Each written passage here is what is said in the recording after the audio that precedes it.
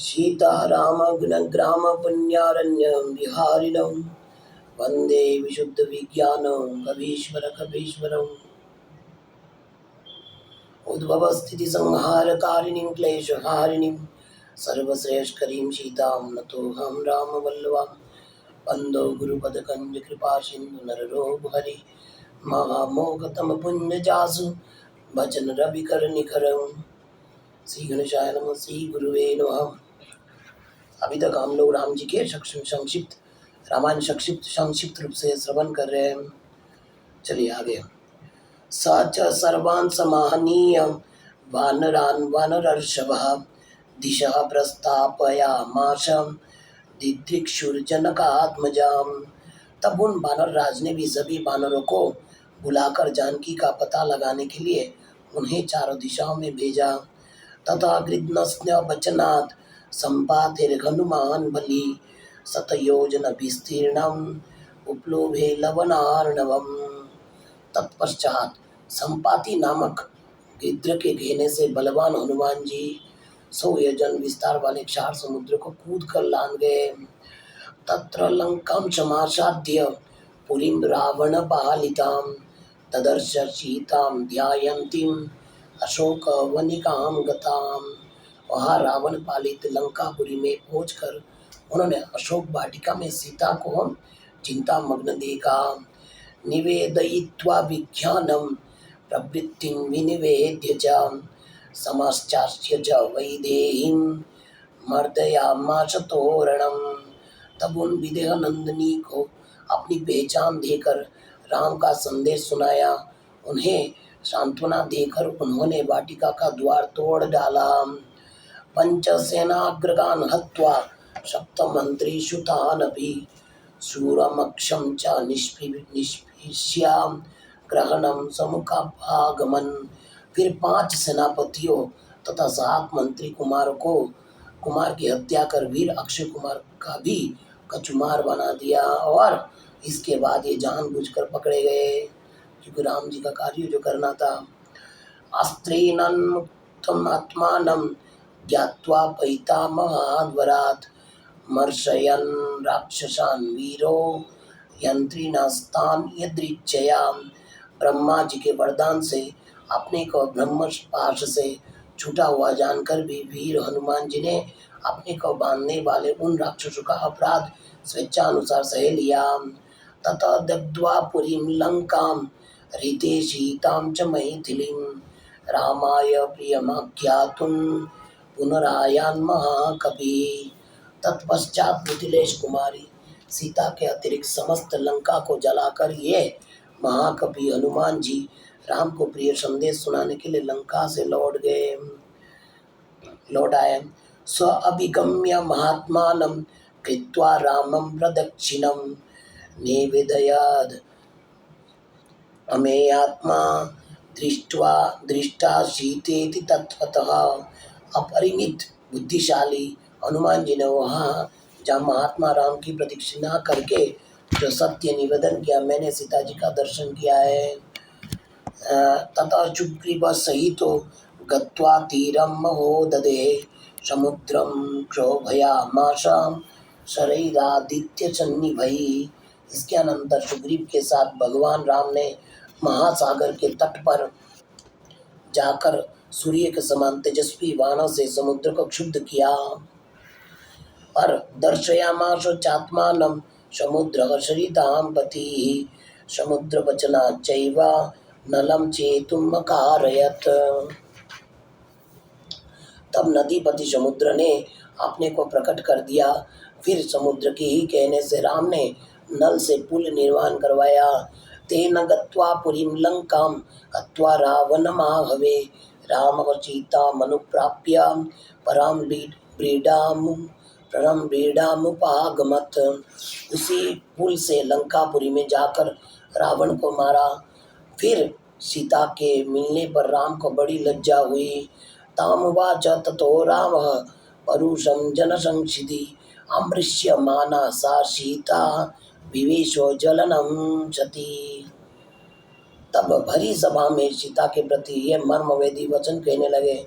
उनकी इस बात को ना सह सकने के कारण साध्वी सीता अग्नि में प्रवेश कर गई।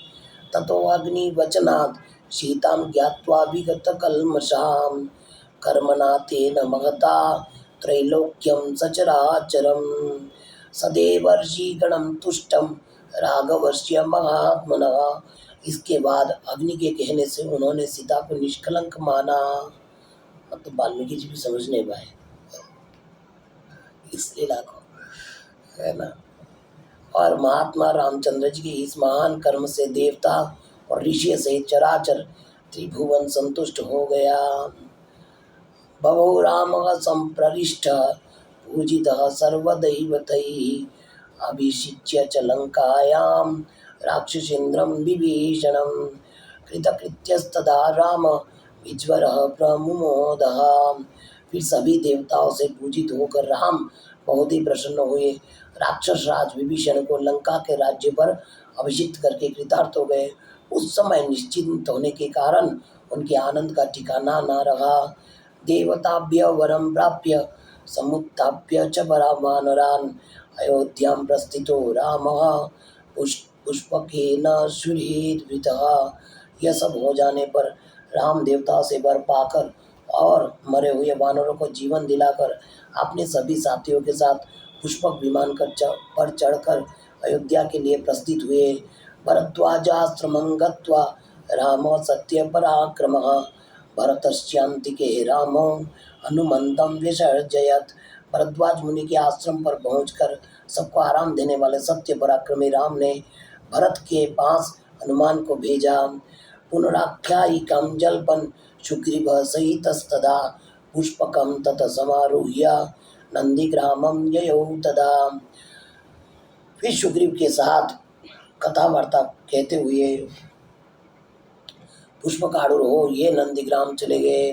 नंदीग्रामे जटां हित्वा भ्रातृभिः सहितो न गः राम सीता मनुप्राप्य राज्यं पुनरवाप्तवान्। निष्पाप श्री रामचंद्र जी ने नंदीग्राम में अपने जटा कटाकर भाइयों के साथ सीता को पाने के अनंतर पुनः अपना राज्य प्राप्त किया। प्रजिष्टमुदितो लोकस्तुष्टः पुष्टः सुधार्मिकः निरामय ही रोगश्च दुर्भिक्ष भयवर्जितः। जब राम के राज्य में लोग प्रसन्न सुखी संतुष्ट पुष्ट धार्मिक तथा रोग व्याधि से मुक्त रहेंगे उन्हें दुर्भिक्ष का भय न होगा। मतलब अब राम जी कहना न पुत्र मरणं केचित् द्रक्ष्यन्ति पुरुषाः क्वचित् नार्यश्च विधवा नित्यं भविष्यन्ति पतिव्रताः। कोई कहीं भी अपने पुत्र की मृत्यु नहीं देखेंगे, स्त्रियां विधवा न होंगी, सदा ही पतिव्रता होंगी। न चाग्निजं भयं किंचिनाप्शुभमज्जन्ति जन्तवः न वातजं भयं किंचिनापि ज्वरकृतं तथा। आग लगाने की किंचित भी भय न होगा। कोई प्राणी जल में नहीं डूबेंगे। बात और ज्वर का भय थोड़ा भी नहीं रहेगा। न चापि क्षुद्वयं तत्र न तस्कर भयं तथा नगराणि च राष्ट्राणि धनधान्ययुतानि च नित्यं प्रमुदिताः सर्वे यथा कृतयुगे तथा। क्षुधा चोरी का बिल्कुल डर नहीं रहेगा, डर जाता रहेगा। सभी नगर और राष्ट्र धन धान्य से संपन्न होंगे। सत्ययुग की भांति सभी लोग सदा प्रसन्न होंगे। अश्वमेध शतैर्दृष्ट्वा तथा बहु सुवर्णकैः गवां कट्युयुतं दत्त्वा विधिपूर्वकम् असंख्येयं धनं दत्त्वा ब्राह्मणेभ्यः महायशाः राजवंशान् शतगुणान् स्थापयिष्यति राघवः। चातुर्वर्ण्यं च लोकेऽस्मिन् स्वे स्वे धर्मे नियोक्ष्यति। महायशस्वी राम बहुत से गुण सुवर्ण की दक्षिणा वाले 100 अश्वमेध यज्ञ करेंगे। उनमें विधि पूर्वक विद्वानों को 10,000 करोड़ गौ और ब्राह्मणों को परिमित धन देंगे। 100 अपने राजवंश की स्थापना करेंगे। संसार में चारों वर्णों को अपने अपने धर्म से नियुक्त रखेंगे।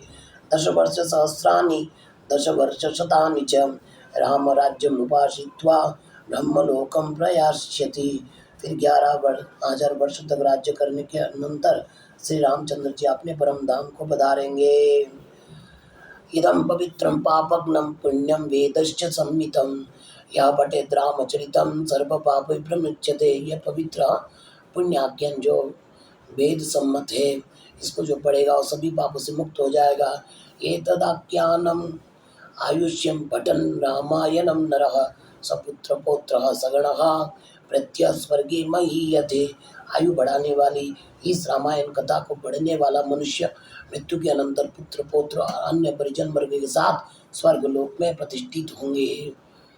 और पठन द्विजवः वागृषभ बत्वामियात् स्यात् क्षत्रिय भूमिपतित्वमियात् मणिजनः पण्य फलत्वमियात् जनश्च शूद्रोऽपि महत्त्वमियात्। इस ब्रीज से ब्राह्मण पढ़े तो विद्वान हो जाएगा, क्षत्रिय पढ़ता है तो पृथ्वी का राज्य प्राप्त करेगा, वैश्य व्यापार में लाभ करेगा, शूद्र अपनी प्रतिष्ठा प्राप्त करेगा। बोलिए श्री रामचंद्र भगवान की जय।